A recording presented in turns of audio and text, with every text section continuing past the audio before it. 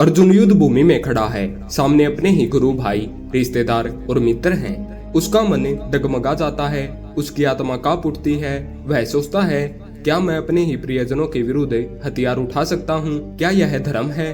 उसी क्षण भगवान श्री कृष्ण गीता का वह अद्भुत उपदेश देते हैं, जिसने न केवल अर्जुन को खड़ा किया बल्कि पूरी मानवता को जीवन जीने का सबसे बड़ा मार्ग दिखा दिया। श्री कृष्ण ने कहा, हे पार्थ, इस संसार में मनुष्य का अधिकार केवल कर्म पर है, फल पर नहीं। तू केवल कर्म करे, क्योंकि यही जीवन का मूल है। कर्म ही तेरा धर्म है, कर्म ही तेरा अस्तित्व है। सोचिए, यदि अर्जुन उसी समय युद्ध भूमि छोड़ देता तो क्या धर्म की विजय होती? क्या अन्याय मिटता? क्या सत्य की स्थापना होती? बिल्कुल नहीं। यही कारण है कि श्री कृष्ण ने उसे समझाया कि कर्म से भागना कमजोरी है, कर्म से जुड़ना ही शक्ति है। जब हम कर्म करते हैं तब हम केवल अपने लिए नहीं बल्कि पूरे जगत के लिए एक प्रेरणा बनते हैं।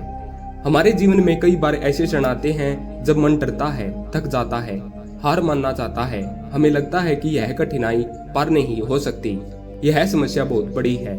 लेकिन श्री कृष्ण का संदेश साफ है, मत भागो, मत रुको, कर्म करते रहो। क्योंकि जब तक हम कर्म करते रहते हैं तब तक जीवन की ज्योति जलती रहती है।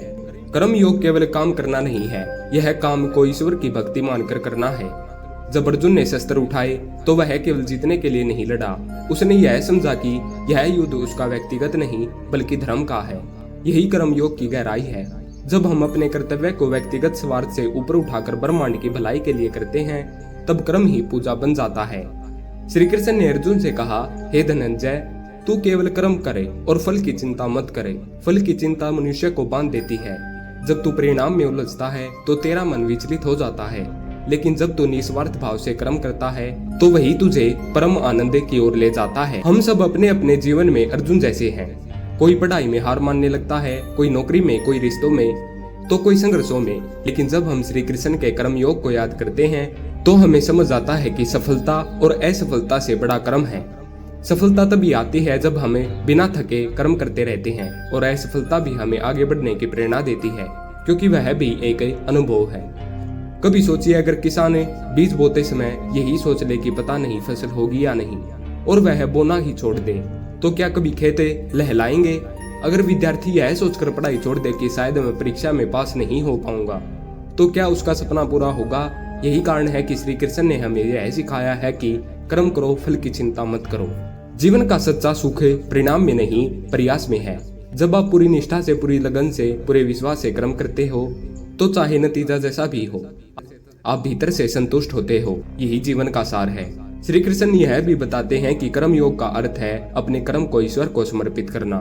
जब हम यह सोचकर काम करते हैं कि यह काम केवल मेरे लिए नहीं बल्कि मेरे कर्तव्य का हिस्सा है, मेरे धर्म का हिस्सा है, तो काम बोझ नहीं लगता बल्कि साधना बन जाता है।